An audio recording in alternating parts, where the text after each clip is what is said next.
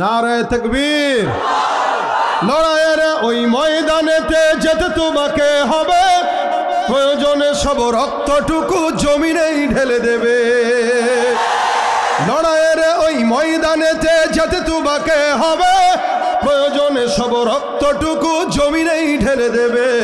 তবুও তোমায় লড়তেই হবে, মানিবে না পরাজয়।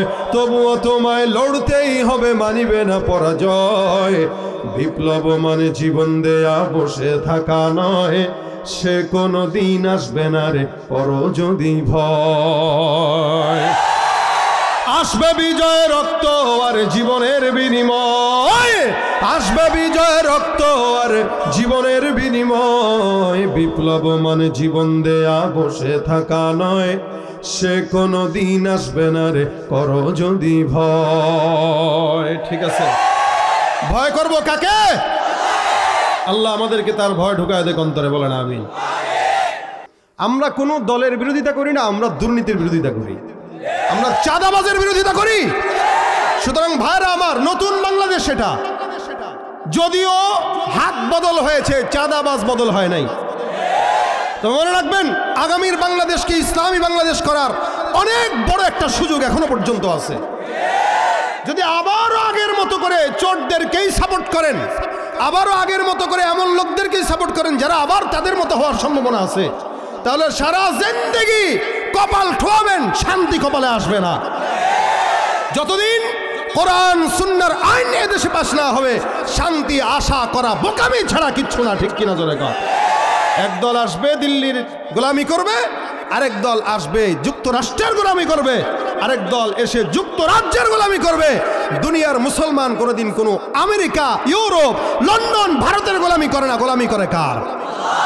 যাদের হাতে যায় ক্ষমতা, দেশ যেন বাপের ভিটা, রাখতে চেয়ার শুরু করে বিদেশিদের পাচাটা।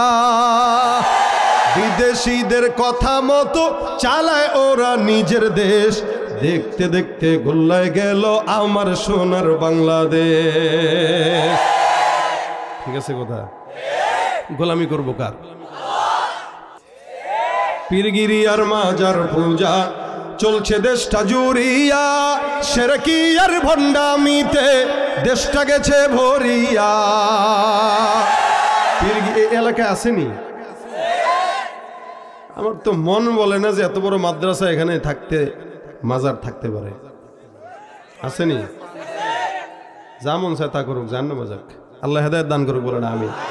পীরগিরি আর মাজার পূজা চলছে দেশটা জুড়িয়া, সেরকি আর ভণ্ডামিতে দেশটা গেছে ভরিয়া। গাজার কলকি টান মারিয়া, গাজার কলকি টান মারিয়া দেখায় খাজার শান। ওরা শিক্ষিত শয়তান, ওরা শিক্ষিত শয়তান, ওরা শিক্ষাঙ্গনের দিকেও ভাইরে দেখো না চোখ মেলিয়া। ছাত্ররা সব বই ছাড়িয়া থাকে শুধু প্রেম লইয়া। অস্ত্র সেতু সঙ্গের সাথী, অস্ত্র সেতু সঙ্গের সাথী হইতে মস্তান। ওরা শিক্ষিত শয়তান, ওরা ওরা শিক্ষিত শয়তান, ওরা যেখানে যাই ভেজালেতে ভরে গেছে দেশটায়। ব্যবসায়ীরাও রাতারাতি কালো টাকায় হাত রাঙায়। 2 নম্বরই করেনি, ফলের ভিতরে উল্টাপাল্টা জিনিস মিশায়। নাস্তিকতার নিপাত যাক, দিন ইসলাম জিন্দাবাদ। নাস্তিকতার নিপাত যাক, দিন ইসলাম জিন্দাবাদ। কোটি প্রাণে একই আওয়াজ, খোদাদ্রোহী ছাড় পাবে না, এই বাংলায় ঠাই হবে না। মুসলমানরা জেগেছে আজ, জোর কদমে সামনে চলো, বজ্র কণ্ঠে আওয়াজ তুলো, সবাই মিলে একই তালে দাও না স্লোগান। নারায়ে তাকবীর, নারায়ে তাকবীর। দিন ইসলাম, দিন ইসলাম, আল কোরআনের আলো। ইসলামেরই জন্য দেশের হয়েছে জন্ম, ইসলামের বিরুদ্ধে গেলে দেশ হবে ভিন্ন। ইসলামের বিরুদ্ধে যারা নিয়েছ অবস্থান, এই বাংলা ঠাই হবে না, যাও হিন্দুস্তান। জোর কদমে কদমে সামনে চলো, বজ্র কণ্ঠে আওয়াজ তুলো, সবাই মিলে একই তালে দাও না স্লোগান, নারায়ে তাকবীর। মুসলমানের এই দেশেতে নাস্তিকদের ঠাঁই নাই, নাস্তিকদের পক্ষে যারা তাদের কোনো রক্ষা নাই। এই দেশেতে থাকতে হলে কোরআন মানতে হবে, কোরআন না মানলে তারা বিতাড়িত হবে। জোর কদমে সামনে চলো, বজ্র কণ্ঠে আওয়াজ তুলো, সবাই মিলে একই তালে দাও না স্লোগান, নারায়ে তাকবীর, নারায়ে তাকবীর। আল কোরআনের আলো দিলে দিলে জালো, ইসলামের শত্রুরা লিল্লাহে তাকবীর। বিশ্ব নবীর অপমানে যদি না কাঁদে তোমার মন, মুসলিম নয় মুনাফিক, তুমি নবীজির দুশমন। নবীর প্রেমে জীবন দেবে কে আছো নওজোয়ান, তকবীর তুলে সিংহ শাবক হও তুমি আগুয়ান। রাজি আছে? তোমার বুকে ইমানের বল, জবানে আল কোরআন, ভয় কাঁপে কাপড় উৎসব আর নরাধম শয়তান। জীবনের চেয়ে বুকে আছে বেশি নবীজির সম্মান, কেমনে তুমি থাকবে বসে হলে তার অপমান। তুমি সাচ্চা মুসলমান, নবীর প্রেমে জাগ্রত তুমি নির্ভীক পালোয়ান।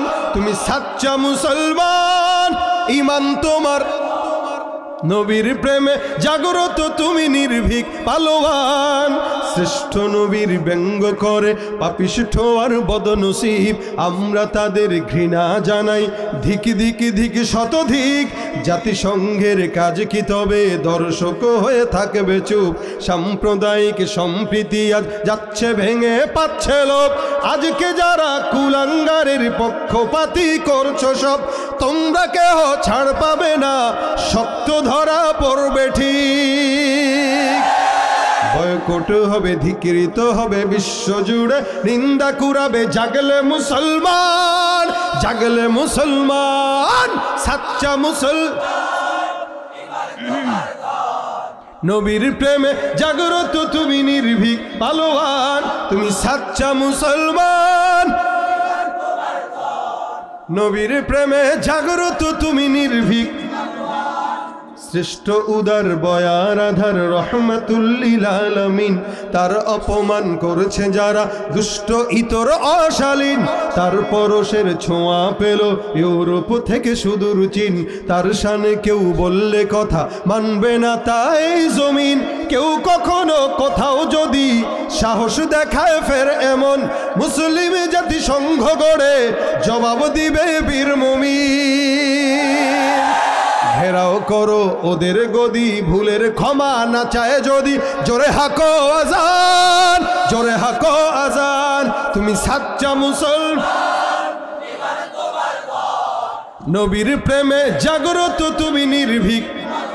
তুমি সাচ্চা মুসলমান,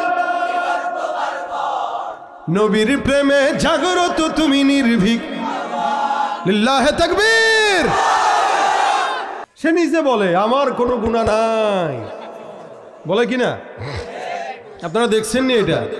তাও মাহফিলে বলে আমার কোনো গুনাহ নাই। শয়তান কয় আল্লাহ আমারে তার মুরিদ বানায় দাও। কথা ঠিক আছে না?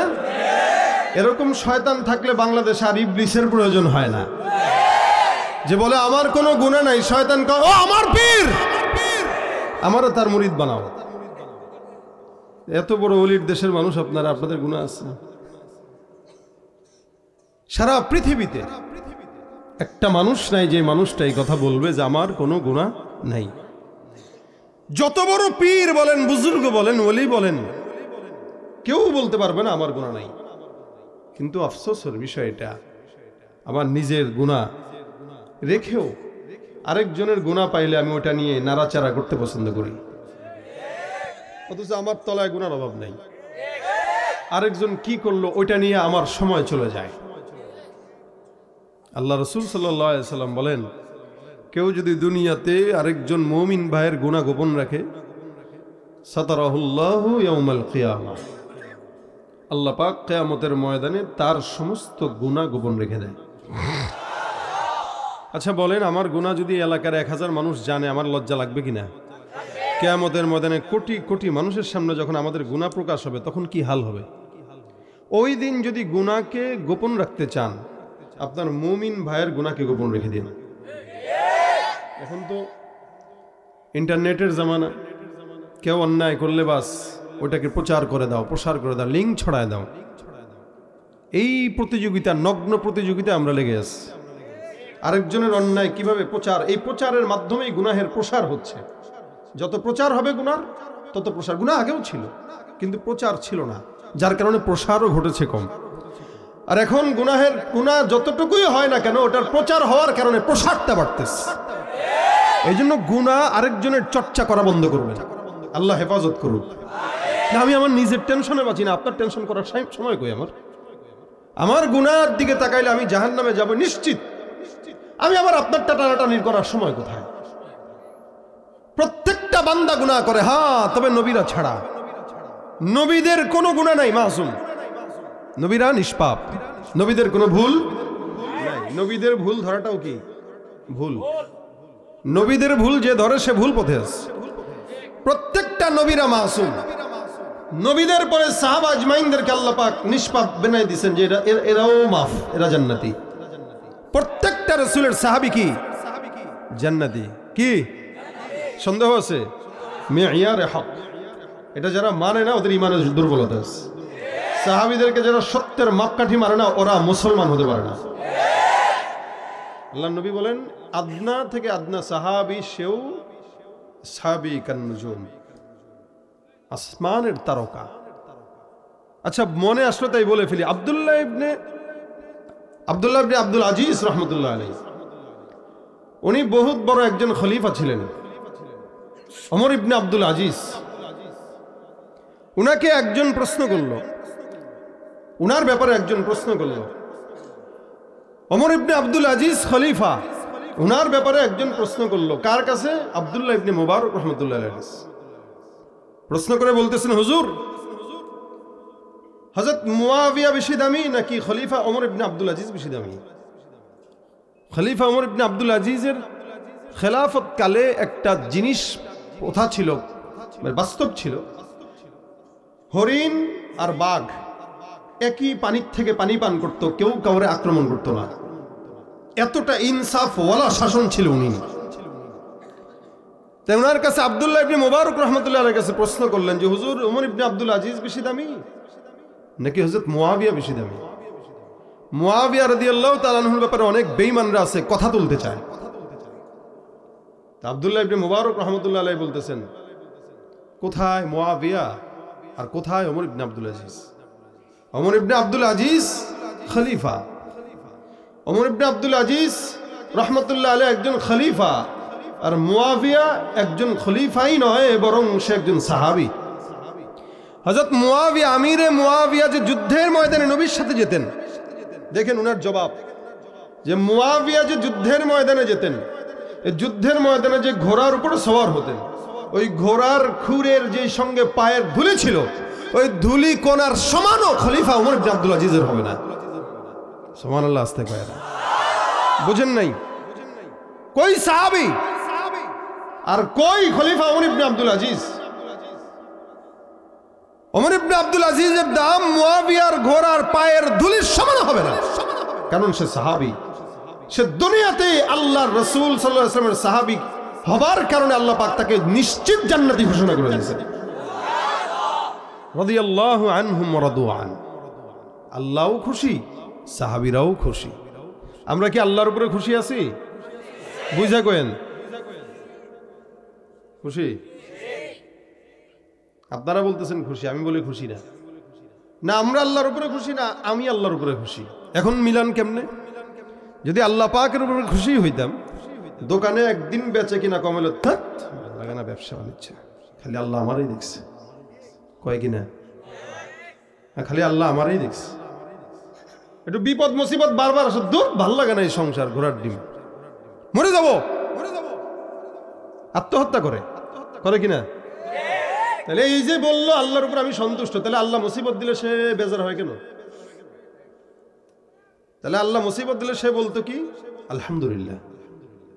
আল্লাযীনা ইযা আসাবাতহুম মুসিবাতুন ক্বালু ইন্না লিল্লাহি ওয়া ইন্না ইলাইহি রাজিউন। তাহলে আল্লাহ পাক বলতেছেন মুসিবত আসলে সেইটা বলবে যে আমি তো আল্লাহর জন্য, আল্লাহ তো আমার জন্যই, আমরা তো তার দিকেই যাব। সাময়িক সময়ের মুসিবত, বাস আলহামদুলিল্লাহ। মনে রাখবেন, একটা নেয়ামত আর একটা মুসিবত। নেয়ামতের বিনিময়ে কেউ শুকরিয়া করবে, আল্লাহ পাক তাকে নেয়ামত বাড়ায় দিবেন। আর মুসিবতের বিনিময়ে কেউ সবর করবে, তো আল্লাহ পাক তাকে জান্নাত দিবেন। হ্যাঁ, এখন আমরা দুর্বল যেহেতু, আমরা আল্লাহ পাকের কাছে এটা বলতে পারি যে আল্লাহ নেয়ামতও আপনার তরফ থেকে, মুসিবতও আপনার তরফ থেকে, তা আপনি দুইটাই আপনার তরফ থেকে নেয়ামত। আপনি আমাদেরকে মুসিবতের নেয়ামতের বিপরীতে নেয়ামতটাই দিয়েন। বিপদের যে নেয়ামত, ওই বিপদের নেয়ামতটার বিনিময়ে আপনি আমাদেরকে সচ্ছলতার নেয়ামত দিয়েন। আপনি আমাদেরকে ফোকারা গরিবের যে নেয়ামত, এই নেয়ামতের বিনিময়ে সচ্ছলতার নেয়ামত দিয়েন। যেহেতু আমরা দুর্বল, আমরা একটার বিনিময়ে আরেকটা চাইতে পারি, কিন্তু মুসিবত দেওয়ার পর দুধ আল্লাহ তোমার আর ভালো লাগে না, তার মানে আমরা আল্লাহ পাকের উপরে সন্তুষ্ট। আর সাহাবা আজমাইন আল্লাহ পাকের উপরে খুশি ছিল, আল্লাহও তাদের উপরে কি ছিল? খুশি ছিল। এজন্য তারা বিপদে পড়লেও বলতো আলহামদুলিল্লাহ, আমার মাওলা আমাকে যেমনে চালায় পছন্দ, আমি সামনে চলে বসি। এটা ছিল সাহাবা আজমাইনদের হাল।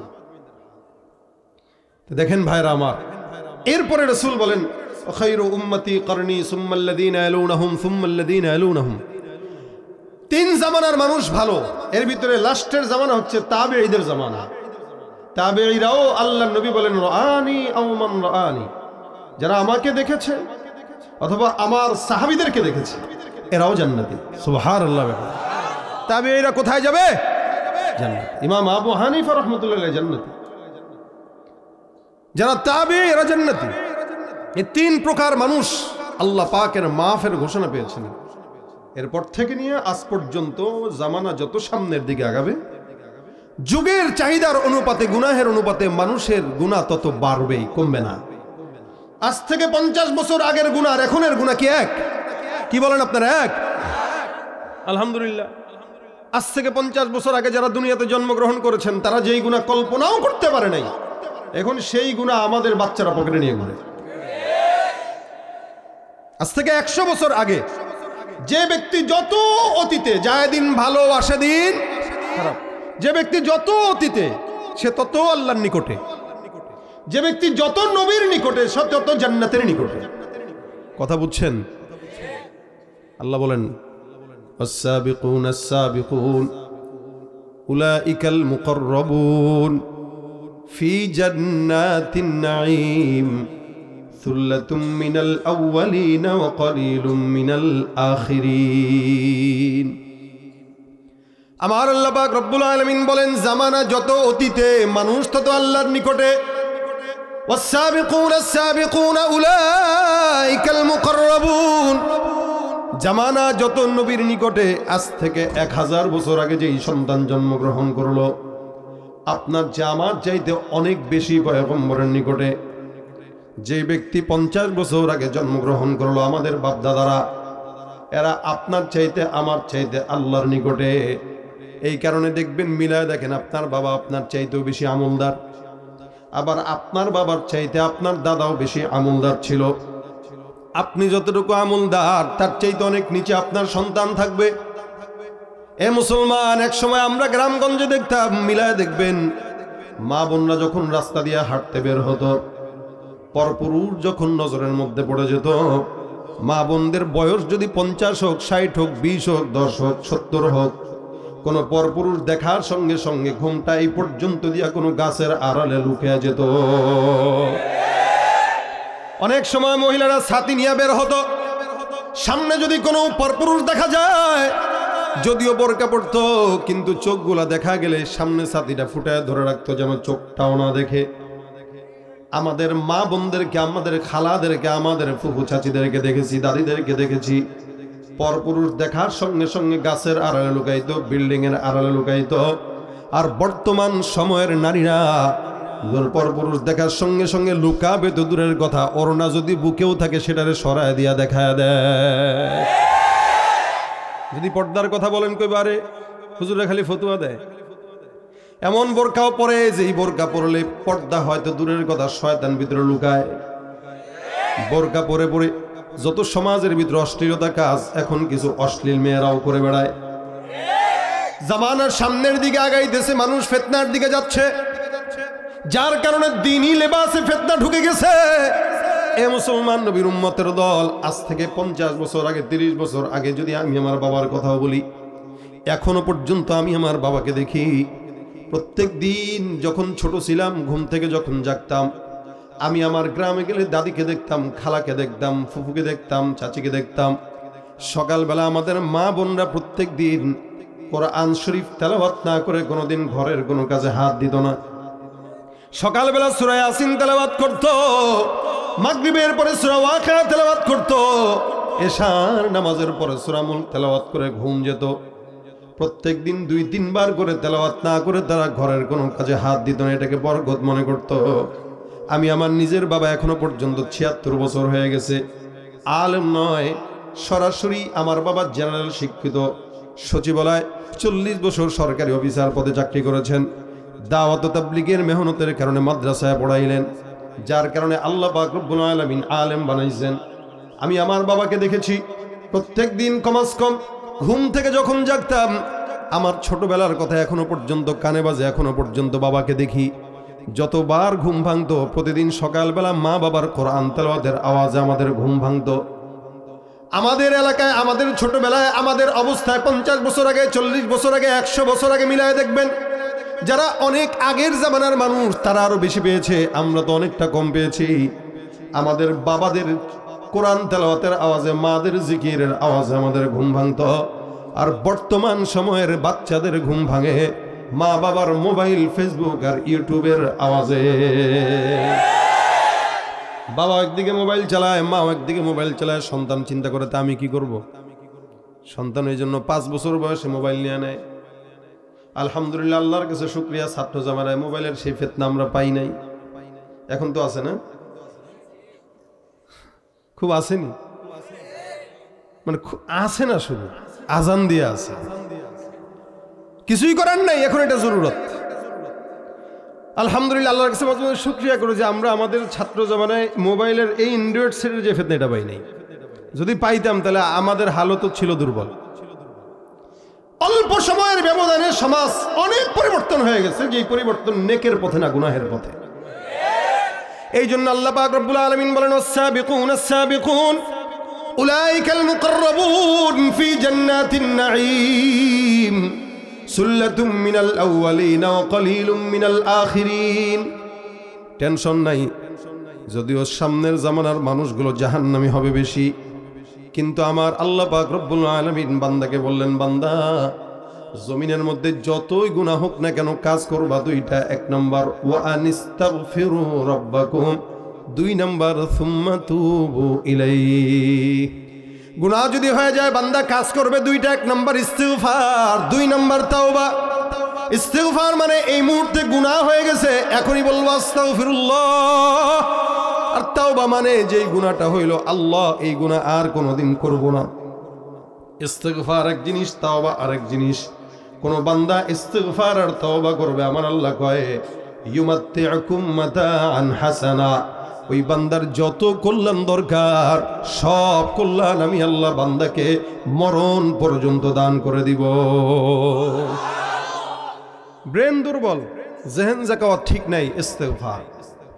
নেককার বিবি পায় না, ইস্তিগফার। নেককার সন্তান হয় না, ইস্তিগফার। সম্পদে বরকত হয় না, ইস্তিগফার। রিজিকের অভাব, ইস্তিগফার। অসুস্থতা, ইস্তিগফার। দুনিয়াতে এমন কোনো নিয়ামত নাই যেটা ইস্তিগফারের মাধ্যমে আল্লাহ দেয় না। আমাদের নিয়ামতগুলো দরকার আছে কিনা ভাইরা আমার? আমরা আখিরি নবীর উম্মত, নবী বলেন সব নবীর উম্মতদের আগে তোমরা জান্নাতে যাবা। সমস্ত নবীর উম্মতটা সিরিয়ালে দাঁড়াবে, তোমরা চলে যাবা জান্নাতে। সারা দুনিয়ার মধ্যে সবচাইতে বেশি আলা মাকামে আল্লাহ পাক আপনাকে আমাকে দান করেছেন। এরকম দামি উম্মত আল্লাহ পাক জমিনের কাউকে পাঠায় নাই। আল্লাহ পাক রব্বুল আলামিনের হাবিব কয়, শুনো, কোন বান্দা যখন গুনাহ করে, গুনাহের কারণে আল্লাহ বান্দাকে জাহান্নামে দেয়, ঠিক, কিন্তু তোমরা আখিরি নবীর উম্মত হওয়ার কারণে আল্লাহ পাক তোমাদেরকে মাফ করবেন। কারণ আমার পয়গম্বরের ইন্তেকালের আগে আল্লাহ পাক ডাক দিয়া কয়, নবী আপনার ইন্তেকালের আগে আপনার কোনো ইচ্ছা থাকলে আপনি আমাকে বলেন। রাসূল কয়, জিব্রাইল যাও আমার আল্লাহ পাককে বলো আমার ইন্তেকালের পর আমার উম্মতদের দশা কি হবে। আমি তো থাকবো না, পূর্ববর্তী সব নবীর উম্মতদেরকে আযাব দিয়া ধ্বংস করলো, আমার উম্মতদের কি হবে।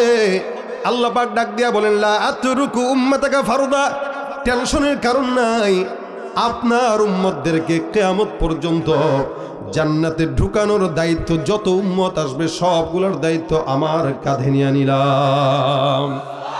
অর্থাৎ আল্লাহ পাক বান্দাকে জান্নাত পর্যন্ত নিয়েই তারপরে রাসূলের কাছে বুঝায় দিয়ে দিবেন। তাহলে বুঝায় দিতে গেলে বান্দাকে ক্ষমা করা দরকার আছে না? নবী হাদিস শরীফে সাহাবা একরামদেরকে বর্ণনা করেন, বনি ইসরাইলের জামানার একজন বান্দা 99টা খুন করলো। এই বান্দা 99টা খুন করার পর আল্লাহর বান্দা কোনো একটা জায়গায় মাফ চাওয়ার জন্য একজন আবেদের কাছে গেছে। এখানে আলহামদুলিল্লাহ মাদ্রাসার তালিবুল ইলমরা আছে, আমিও তালিবুল ইলম, আপনারাও তালিবুল ইলম।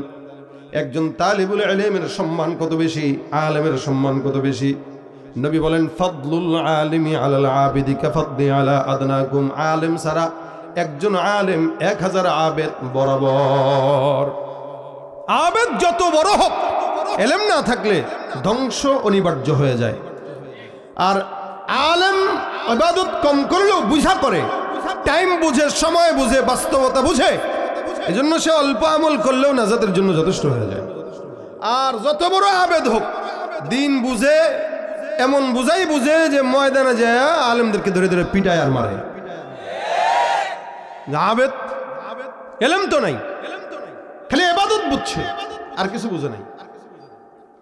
আবেদ যে ইবাদত বুঝে না, টাইম বুঝে না, এটা আমি আপনাদেরকে শোনাই। আমি জুমার নামাজ পড়াইতেছি, তো পড়াইতেছি, একজন আল্লাহর বান্দা পিছন থেকে হেঁটে হেঁটে সামনে আসছে, বয়ান করতেছি জুমার, হাতে একটা তসবিহ আছে। তা আমি বয়ান করতেছি, আমি মাঝখানে দেখি এ আল্লাহর বান্দা তসবিহ নিয়ে টিপতেছে, জিকির করতেছে। আমি বয়ানের ফাঁকে দেখি মাশাআল্লাহ তো জিকিরওয়ালা বান্দা, জিকির করুক ভালো। তো বয়ান যতক্ষণ করছি ততক্ষণ জিকির করছি। বয়ান শেষ, এবার খুতবা দিতে দাঁড়াইছি। ওরে আল্লাহ, তাই তাকায় দেখি সে এখনো তসবিহ দিবে। অথচ হাদিসে আসছে কি, যখন খুতবা দেয় খতিব সাহেব, তখন ফেরেশতারাও তাদের খাতা বন্ধ করে নিজেরা খুতবা শুনতে বসে যায়। খুতবা শোনা কি শুধু ওয়াজিব নাকি? কেউ কথা বললে চুপ থাকো এটা বলাও নিষেধ। এ বললো মানে তার খুতবা শেষ করলো। আল্লাহর বান্দা তখনও জিকির করে। আমি ভাবলাম তার দিকে খুতবার মাঝখানে 2বার তাকাই, হয়তো সে বুঝবে। তা আমি তার হাতের দিকে এমনি তাকাইলাম, চেহারার দিকে এমনি তাকাইলাম। আমি তাকাই, সে আরো জিকিরের পাওয়ার বাড়ায় দেয়। আমি বলি লা হাওলা ওয়ালা কুওয়াতা, এই তো জিকির, এখন আমি এর ইস্কো বাড়াই দিতেছি। এই হলো আবেদের আলেমের পার্থক্য। আলেম এলেম করে, এলেম অনুযায়ী আমল করে, বুঝে কোন জায়গায় কতটুকু করলে যথেষ্ট। এই কারণে সে অল্প করলেও সেটা সময় মতো করে, বুঝে শুনে করে। আর আবেদ সারা দিন ইবাদত করবে, জিকির করবে, নামাজ পড়বে, টাইম বুঝবে না, উল্টা পাল্টা টাইম ইবাদত করে। আবেদের কাছে গেছে 99টা খুন কর। আপনারা কেউ করছেন নি খুন? একটা খুন করছেন কেউ? হাত তুলেন করলে তো হুজুর এটা কি করলে হাত তোলা যায়? এটা কোনো কথা কইলেন? রাজনীতি করেন আর খুন করেন নাই, এটা তো হয় না। আমাদের বাংলাদেশের রাজনীতি মানেই নোংরামি আর খুনাখুনি। 15 বছর শিখায় গেছে এরা, এখন নতুন করে জন্ম নিছে আরেক দল। আমি কি দলে আঘাত দিয়ে বলছি? ভাই যারা ক্ষমতায় ছিল এগোরেই গইনা কথা কইতাম না, আর যারা ক্ষমতায় নাই তা করে গোনার টাইমও নাই। গইনা কথা কইতাম না বলেই মোটামুটি 35 জনের লিস্টে আমার নামও ছিল। আপনাদের টাঙ্গাইলেই ওয়াজ করতে আসছি, প্রশাসন বাধা দিয়ে স্টেজে উঠতে দেয় না, কেউ হুজুর যেমনি আসছেন এমনি চলে যান। তাহলে দেখেন 99টা খুন করলো এই আল্লাহর বান্দা। খুন করে আবেদের কাছে গেছে, আবেদের কাছে যায় ডাক দেখা, ভাই রে আল্লাহর কাছে আমি ক্ষমা পেতে চাই। কেন? আমার খুন 99টা। কয়টা? আবেদ কয়, কয়টা বললা? 99টা। লা হাওলা ওয়ালা কুওয়াতা ইল্লা বিল্লাহ, এরকম লোকরে দেখাবো না। মানে ভাবটা বলতেছি, হাদিসে এই ভাষ্য নাই, ভাবটা বলতেছি আর কি। আমি সারাদিন ইবাদত করি, জিকির করি, তাসবিহ পড়ি, তাহাজ্জুদ পড়ি, কত কিছু করি, তারপরেও তো আল্লাহর কাছে ক্ষমা আশা করি না। আর তুই বেটা 99টা গুনাহ কইরা, কেউ ভাই হাসি লাগলো আপনাদের? মানে ভাবটা এরকম, আমরা অনেক সময় অনেকটা জাহান্নামে পাঠাই দিই খুব সহজে। এই বেটা কত বড় গুনাহগার, সে আবার মাফ চায়। হ্যাঁ আচ্ছা ভাই, মাফ করনেওয়ালা কে? আল্লাহ। আমারও মাফ করলে আপনার বাপের কোনো ক্ষমতা আছে? আজীব হাল। আল্লাহর দয়া ছোট না বড়? তা আল্লাহ আমার দয়া করলে আপনার সমস্যা কি? অনেকে না না হেতে নি জান্নাতে যাবো, ওরে খাইছে, অত সোজা? হ্যাঁ, ও জাহান্নামের শেষে যাবে একদম। তা তুই কই যাবি রে? আজীব হাল। আমরা একজনকে জাহান্নামে পাঠাই দিচ্ছি। আল্লাহ কয় এদের জন্য আমি জান্নাত রেডি রাখছি, উইদ্দাত লিল মুত্তাকিন, আমি রাখছি জান্নাত। ও কয় জাহান্নামে যাবে, তুই যা, তোর বাপে যাবে। এই লোক আবেদ, তো আবেদের জেহেন যতটুকু গায়রে মুকাল্লাফ। কয় ভাই, কয় কিরে 99টা খুন করে আমার কাছে আসছে মাফ পাওয়ার জন্য, কত বড় হারামি। এবার তাড়াতাড়ি এখান থেকে ভাগ, তোর দেখাও পাপ, ভাগ, কোনো ক্ষমা নাই। বেচারা ডাক দেয়া কয় কিরে, মাফ বলে পাবো না, করছি 99টা খুনি না মাত্র। সন্ত্রাসী না, ওর কাছে খুন তো 99টা পানি ভাত। ও মনে করে 99টা মশা মারছে। ডাক দিয়া কয় হায় হায়, 99টা খুন যদি করার পরে মাফ না পাই, ছুরিটা বাইর করে কয় হুজুর আমি যদি মাফ না পাই তোরে রাখ মুকেন, তুইও মর। সুন্দর করে পেটের ভিতরে ছুরিটা ঢুকাই দিছে, হুজুর শেষ। এখন হয়েছে কয়টা? হয়েছে নি কাম? আগেই তো ভালো ছিল, এখন হয়ে গেছে সেঞ্চুরি। এবার বান্দা কয় আরে কি করলাম, ইন্নালিল্লাহ, মাফ চাইতে এসে আরেকটা মেরে দিলাম, তার ছুরিটাই ফেলাই দিই, বাস ছুরি ফেলে দিস। ছুরি ফেলে দিয়ে কয় আল্লাহ আমার অন্যায় হয়ে গেছে, কি করব খুঁজতে খুঁজতে একজন আলেমের দেখা। ডাক দেয়া কয় হুজুর 99টা খুন করেছিলাম, আপনার মতো একজনের কাছে গেছিলাম। আল্লাহর বান্দা কয় আমি নাকি মাফ পাবো না, মেজাজ গরম হয়ে গেছে, ওইটারও মেরে দিছি। আপনার কাছে আসছে, আপনি এখন বলেন আল্লাহ মাফ করবে কিনা? হুজুর কয় টেনশন নাই, মাফ 100%। বেচারা কয় হুজুর মনে হয় ভয় পাইছেন। ভয় নাই, আমি ছুরি টুরি ফেলাই দিছি। আলেম কারবাটা দুধ, তুই আমার মারলে আমি না জান্নাতে যাবো, তুই কি হবে এটা চিন্তা কর। তাহলে যে বলছেন টেনশন নাই, আর হে তো বলছে আমি মাফই পাবো না। আলেম ডাক দেয়া বলে শুনো, একটা বান্দার গুনাহ যতই বেশি হোক না কেন, ওই বান্দা 100টা খুন কেন 1 কোটিও যদি খুন করে, বান্দা তোমার গুনাহ যেখানে শেষ, আমার আল্লাহ পাক রব্বুল আলামিনের দয়া মাত্র সেখান থেকেই শুরু। হাদিস শরীফে আবু হুরায়রা রাদিয়াল্লাহু তাআলা আনহু থেকে বর্ণিত, রাসূল করিম সাল্লাল্লাহু আলাইহি সাল্লাম বর্ণনা করেন, একটা বান্দা, এই বান্দাটা জমিনের মধ্যে আল্লাহ পাক তাকে কতটুকু দয়া করে, রহমত করে। আল্লাহর নবী বলেন মোহাব্বত, প্রেম, ভালোবাসা যখন আল্লাহ পাক রব্বুল আলামিন বানায়, এটাকে 100 ভাগে আল্লাহ পাক ভাগ করেছেন। রাসূল ডাক দিয়া কয় 100 ভাগে ভাগ করার পর 1 ভাগ মোহাব্বত গোটা জমিনের ভিতরে আল্লাহ ছড়ায় দেয়। 1 ভাগের কিঞ্চিত মোহাব্বত উম্মতের মধ্যে দেয়, 1 ভাগের মোহাব্বত আমার পয়গম্বরের ভিতরে দেয়, ওই 1 ভাগের মোহাব্বত মাখলুকাতের মধ্যে দেয়, 1 ভাগের মোহাব্বত জিন্নাতের মধ্যে দেয়। গোটা 100 ভাগের ভিতরে 1 ভাগটা গোটা জমিনের মধ্যে ছড়ায়। নবী ডাক দেয়া কয় বাকি 99 ভাগ মোহাব্বত আমার আল্লাহ পাক রব্বুল আলামিন শুধুমাত্র বান্দাকে ক্ষমা করার জন্য আল্লাহ নিজের কাছে রেখে দিয়েছেন। তুমি পারো করতে মোচন অভাব দুঃখী লোকের, তুমি পরম মুক্তিদাতা মালিকে জগতের, তোমার কাছে চাই যে পানা আমরা প্রতিদিন, তোমার দয়ায় পূর্ণ আমার সারা নিশিদিন। কার দয়া? বান্দারে ডাক দেয়া কয় তুমি একটা কাজ করো, যাও এখান থেকে বহু দূরে কিছু আলেমে দিনকে দেখবা, ওদের কাছে যাইবা, মাফ চাবা, তাদের সোহবতে সময় লাগাইবা, আল্লাহ পাক রব্বুল আলামিন তোমাকে মাফ করে দিতেও পারে। বান্দা চিন্তা করলো ঠিক আছে এবার ভালো জায়গা মতো আসছি, মাফ মিলে যাবে। বাসায় যায়, গোসল করে, আতর লাগায়, নিয়ত করে সহি নিয়ত তাওবার জন্য। রাসূল বলেন মান হাম্মা বিহাসানা, কেউ যদি নেক কাজের নিয়ত করে কিন্তু নেক কাজ করতে পারে নাই, আল্লাহ নবী সাল্লাল্লাহু আলাইহি ওয়াসাল্লাম বলেন কাতাবাল্লাহু লাহু হাসানাতান কামিলা, যদিও কোনো বান্দা নেক কাজ করার পর নেক কাজ করতে পারে নাই, আমার আল্লাহ পাক নেক কাজের নিয়তের বরকতে আমলনামায় পরিপূর্ণ সওয়াব লিখে দিবে।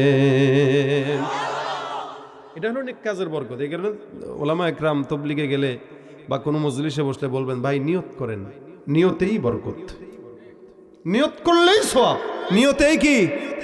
নিয়তেই বরকত। নিয়ত করলেন আগামীকাল ফজর পড়বো ইনশাআল্লাহ, এই যে নিয়ত করছেন, এখন কেউ যদি বেশি ঘুমের কারণে উঠতে নাও পারে, নামাজ ছাড়ার গুনাহ তো অবশ্যই হবে, নিয়ত করার কারণে আল্লাহ পাক সওয়াব লিখে দিবেন, পূর্ণ একটা সওয়াব লিখে দিবেন।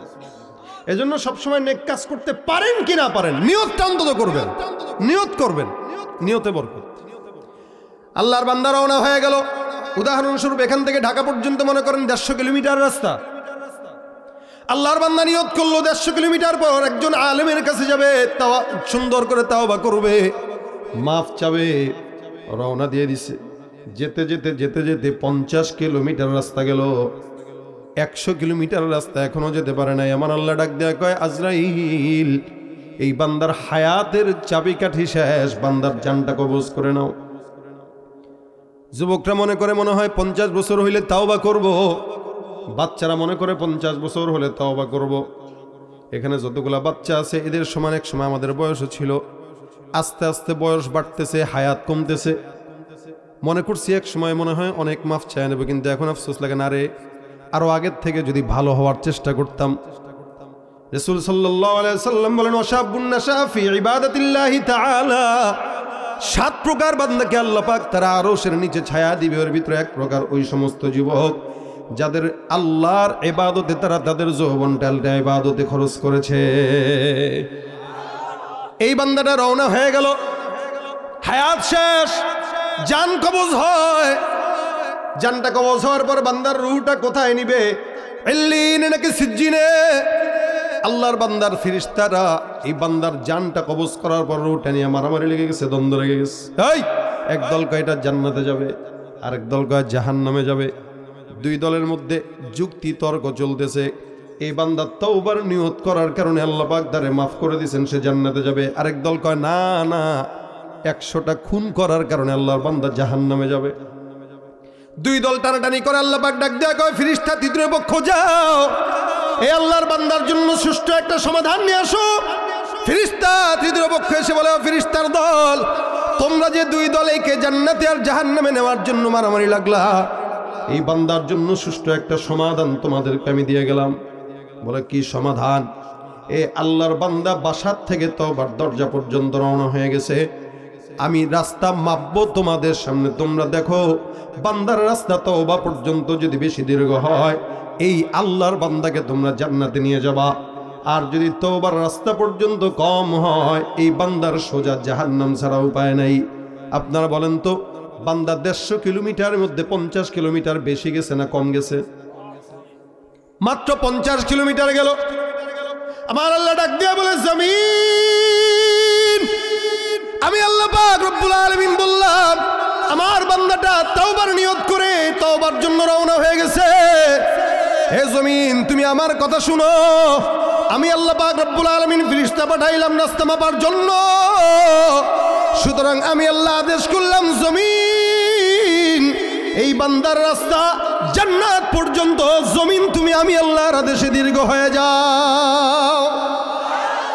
আল্লাহ পাকের আদেশে জমিন সুন্দর করে দীর্ঘ লম্বা হয়ে গেল জান্নাত পর্যন্ত। আমার আল্লাহ পাক রব্বুল আলামিনের ফেরেশতা রাস্তা মাপে 1 হাত 2 হাত 3 হাত করে করে করে করে করে করে সোজা তাকায় দেখে আল্লাহর রাস্তা, আল্লাহর বান্দার রাস্তাটা জান্নাত পর্যন্ত পৌঁছায় গেছে। বান্দেগানে খাসে আল্লাহ মুলগুয়ুব দরজাহা জানে জওয়াসি সুল কুলুব জমি সরশব ये पीराहन शनीदी चरा दर चाहे किनानश नदीदी। বিপদের ভিতরে যখন বান্দা পড়ে দেখেন কে এই বান্দা বিপদে পড়ছে তাওবার নিয়তের বরকতে নবী করিম সাল্লাল্লাহু আলাইহি সাল্লাম বলেন আল্লাহ পাক বান্দাকে ক্ষমা করে দিয়েছেন। হে মুসলমান, আপনি আমি আখিরি জামানার পয়গম্বরের উম্মত, যদি বনি ইসরাইলের লোককে 100টা খুন করার পরও মাফ করে দিতে পারে তাওবার নিয়তে, আমাদের তওবা করার পরে আল্লাহ ক্ষমা করবে না এইটা কোনোদিন হতে পারে না, ঠিক না? এজন্য কাজ কয়টা? 1 নম্বর ইস্তিগফার, 2 নম্বর তওবা। 1 নম্বর ইস্তিগফার, 2 নম্বর তওবা। কোন বান্দা যদি 2টা কাজ করে, ইউমাত্তিউকুম মাতান হাসানান ইলা আজালিম মুসাম্মা। হাসান বসরি রহমতুল্লাহ আলাইহি একটা ঘটনা বলে শেষের দিকে যাচ্ছি, খুব মনোযোগের সাথে শুনেন। হাসান বসরির নাম শুনছেন তো? আমাদের দেশের যুবকেরা এগুলার নাম জানে না, মেসির নাম জানে। খেলোয়াড় কয়টা আছে এগুলার নাম ভালো জানে, নায়ক নায়িকাদের নাম জানে, কিন্তু আকাবির বুজুর্গানেদিনদের নাম, সাহাবাদের নামই তো জানে না। ইউটিউবে একবার একটা ভিডিও দেখেছি, এক যুবককে প্রশ্ন করতেছে, ভাই 4 জন নবীর নাম বলেন। যুবক কইতেছে আবু বকর, ওমর, ওসমান, আলী। সুবহানাল্লাহ কইনি? যাক মাশাআল্লাহ, স্বার্থ ভাইরা তো। আবু বকর, ওমর, ওসমান, আলী কি সাহাবী না নবী? হ্যাঁ, কিছু ভুল করছে? তেরা সাহাবী, এদেরকে বলে বানায় দিছে নবী। হাসান আল বসরি রহমতুল্লাহ আলাইহি, ওনার কাছে একবার একটা লোক আসছে। সজাগ আছেন? ঠিক আছেন তো? ওই পিছনের ভাইরা সজাগ আছেন? আল্লাহু আকবার। কথাগুলো খালি বলার জন্য বলা না, বুঝছেন? হাসান বসরির কাছে একজন লোক আসছেন, এসে বলতেছেন, হুজুর আমার এমন কোনো গুনাহ নাই যেটা আমি করি নাই। অকাম কুকাম থেকে শুরু করে, আমাদের দেশের মানুষ অকাম করে আবার বুক ফুলায় কয়, আবার ঘুষ খায়। দেখেন না, ঘুষের টাকা খাইতেছে, কয় ভাই গুনে নেন সুন্নত। দেখছেন নি খবরে? কত বড় ইমানদার ঘুষখোর, মুখলিস। এরকম মুখলিস ঘুষখোর হলে তো ভালোই না? ঘুষখোরও হয়, আবার মসজিদের সভাপতিও হয়। আল্লাহ মিয়া, হারাম খাইলে কি হয়েছে? হারাম টাকা দিয়া একা খাই না, মসজিদেও দেই, আল্লাহরও ভাগ দেই। রে কত কোয়ালিটির মানুষ যে আছে।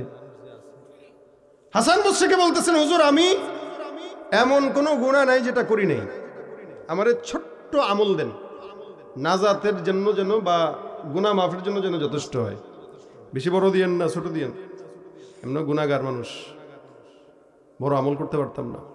হাসান বসরি কয়, যাও বেশি বেশি পড়বা আস্তাগফিরুল্লাহ। কি পড়তে কয় সেকেন্ড লাগে? হ্যাঁ, 1 সেকেন্ড। আস্তাগফিরুল্লাহ শেষ, 1 সেকেন্ডে ইস্তেগফার শেষ। হাসান বসরি বলে, যাও ইস্তেগফার পড়বা। কয় এটা বললে মাফ করবে? কয় হ্যাঁ, যাও। চলে গেছে। আরেকজন বান্দা ঢুকছে। প্রথম জন আসছে কি নিয়া? গুনাহ নিয়ে। বলেন না, মুজাকারা করেন। প্রথম জন আসছে কি নিয়া? গুনাহ নিয়া। কি বলছে? আমল।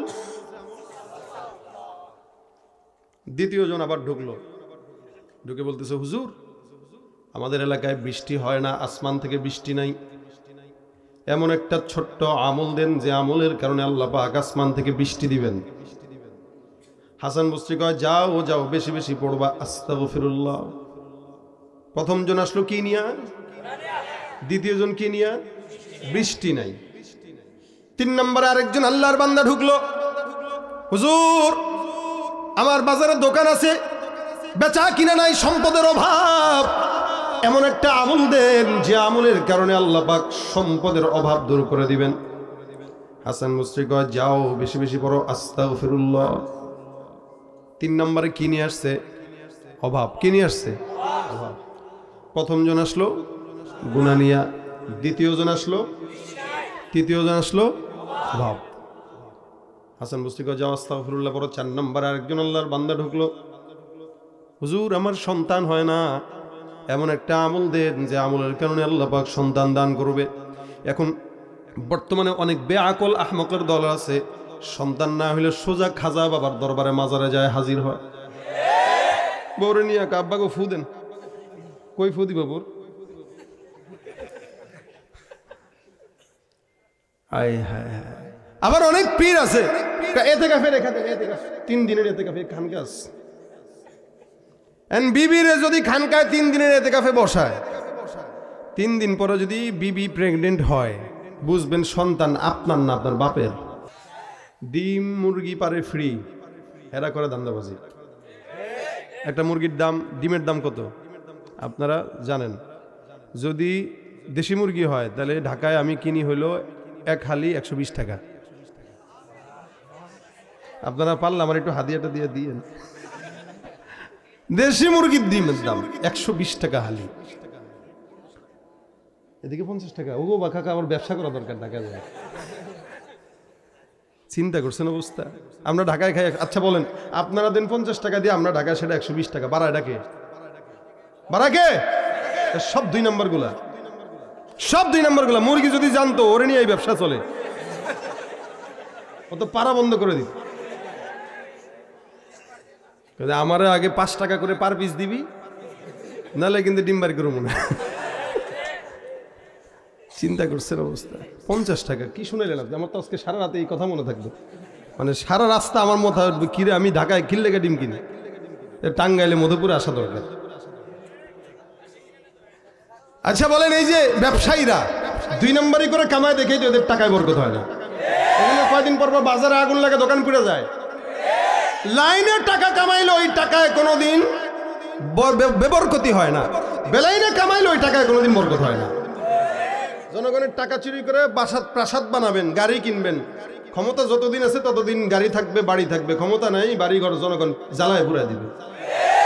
পুরা দিছে না জ্বালায়? আসেনি কারো বাড়ি আর গাড়ি আসেনি আর, যে বেলাইনে কামাইছে। লাইনে কামাইলে এই টাকা থাকতো, 14 পুরুষ খেয়ে যেতে পারতো।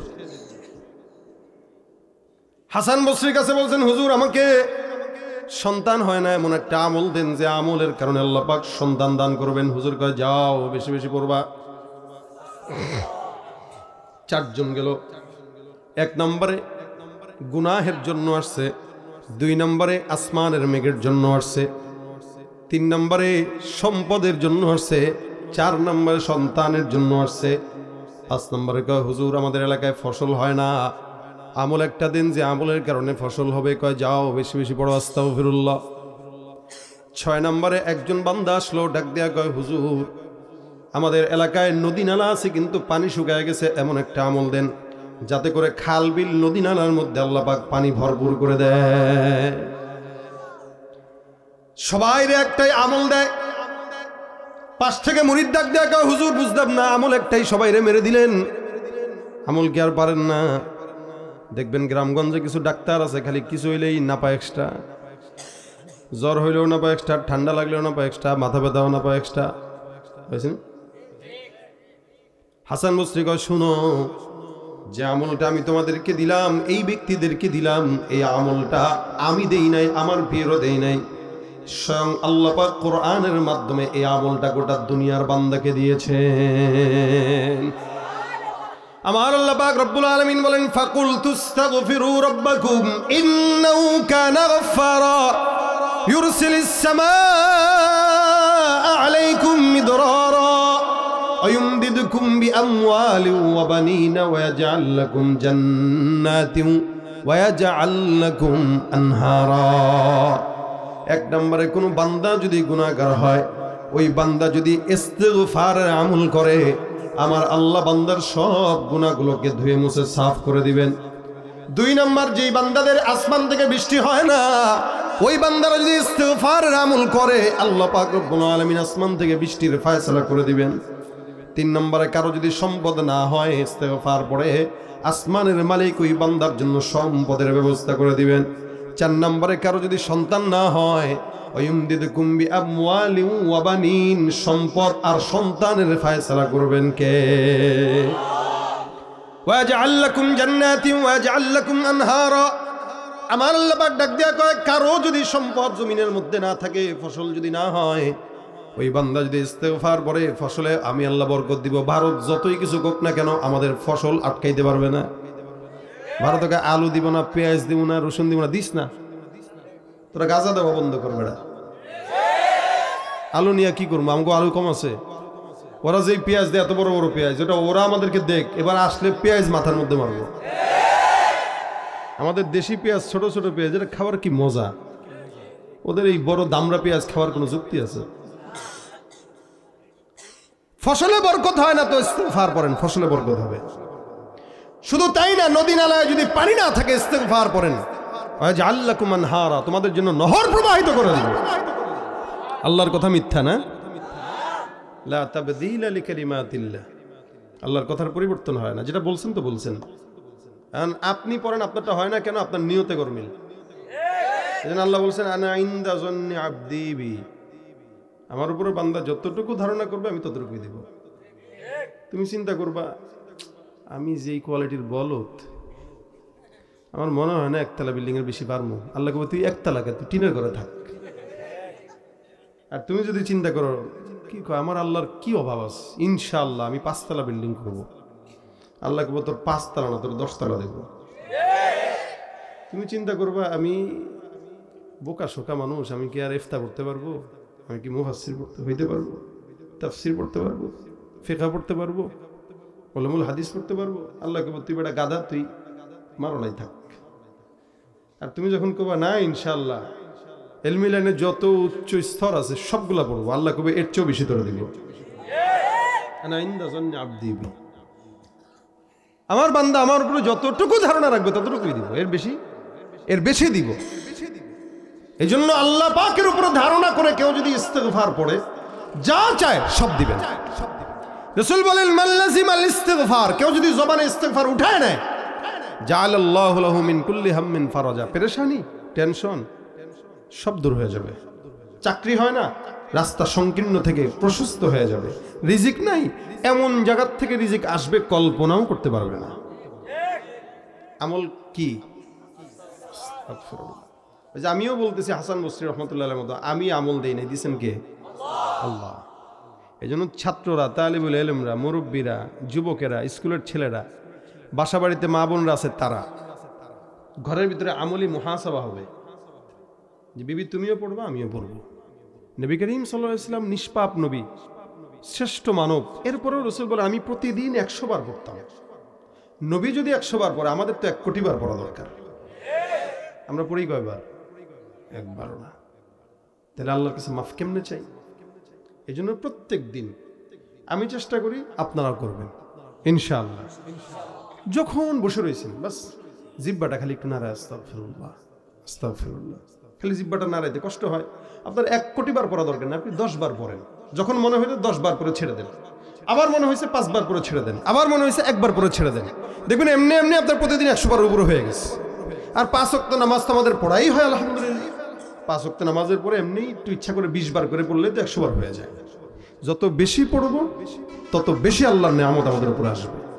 তাহলে আজকের এই 2 দিন ব্যাপী মাহফিলের পূর্ণতা এই জায়গাতে যে আমরা যতদিন হায়াত পাবো, বাঁচবো, এই ইস্তেগফারের আমলটা আমরা আমাদের জবানে উঠাবো ইনশাআল্লাহ। আল্লাহ তৌফিক দান করুক। এই আমলটা যদি পকেটে বইরা বাসা পর্যন্ত নেই, তাহলে কামিয়াবি এই জায়গায়। যারা আয়োজন করেছে, যে সমস্ত যুবক ভাইরা যারা টাকা দিয়েছে, শ্রম দিয়েছে, মেধা দিয়েছে, বুদ্ধি দিয়েছে, মাশওয়ারা দিয়েছে, আপনারা যারা আসছেন, প্রত্যেকের কামিয়াবিটা এই জায়গায় যে আমরা এখান থেকে ইস্তেগফারটা বাসা পর্যন্ত নিতে পারছি। আজকে রাত্রে বাসায় যে মাদ্রাসায় যে শুয়ে শুয়ে ইস্তেগফার করে ঘুমায় যাবেন, এটা আদত বানায় নেন, তবিয়ত বানায় নেন। ইনশাআল্লাহ আল্লাহ যে কোনো বিপদে হেফাজত করবেন ইনশাআল্লাহ। আল্লাহ তৌফিক দান করুন। জোরে জোরে আমিন। কারা কারা করবো হাতটা তুলে দেখাই ইনশাআল্লাহ। আল্লাহ কবুল করুক, সহজ করুক। ওয়াজ এতটুকুই, ফিনিশ। কি সাদাকাল্লাহ, এটা মনে থাকবে তো ইনশাআল্লাহ। আচ্ছা, তাহলে এই মসজিদের জন্য আপনারা যারা সহযোগিতা করেছেন তাদের জন্য দোয়া করব। বাকি যারা দেন নাই, কাজ ধরলে